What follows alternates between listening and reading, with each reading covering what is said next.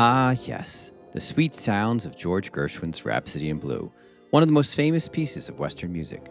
So perfect, so iconic, that it's easy to forget now what a radical work this once was. The year is 1924, and the 25-year-old George Gershwin was shooting pool at the Ambassador Billiard Parlor on Broadway and 52nd Street when his brother Ira entered, carrying an early edition of the New York Tribune. Ira read from the paper that the bandleader Paul Whiteman was organizing a new experimental concert and that a concerto by George Gershwin would be performed. Well, this was news to Gershwin. Whiteman had asked him months earlier to contribute a piece, but Gershwin declined, thinking there just wasn't enough time. Still, Whiteman included his name, hoping to generate attention for his concert. And now, Gershwin had only 6 weeks to create his first major concerto.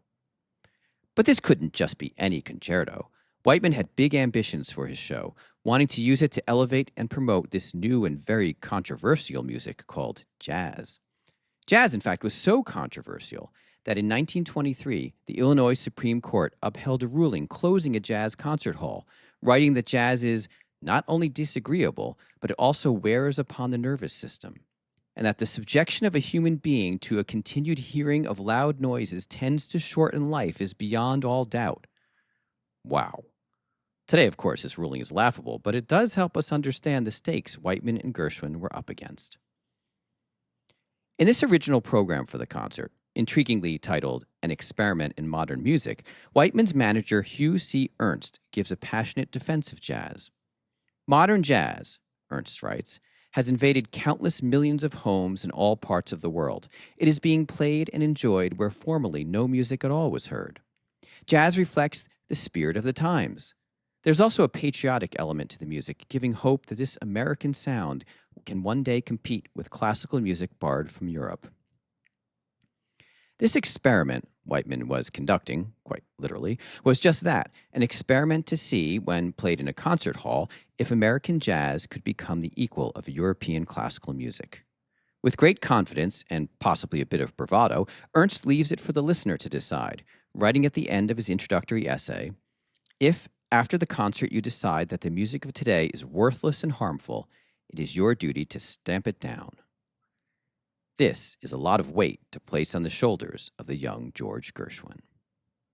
He set to work immediately, aiming to harness what he called a musical kaleidoscope of America, of our vast melting pot, of our unduplicated national pep, of our blues, our metropolitan madness.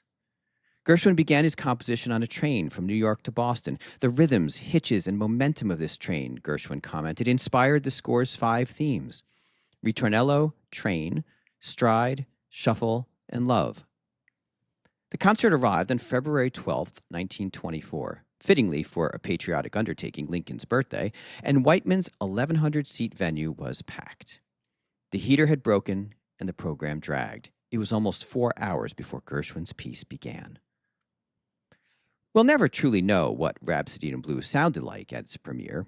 No recordings survive, and Gershwin's piano part was largely improvised, never to be repeated. Still, as the band set up, there must have been some collective excitement of flipping through the concert program, a setting of silence, a dimming of the lights, and then...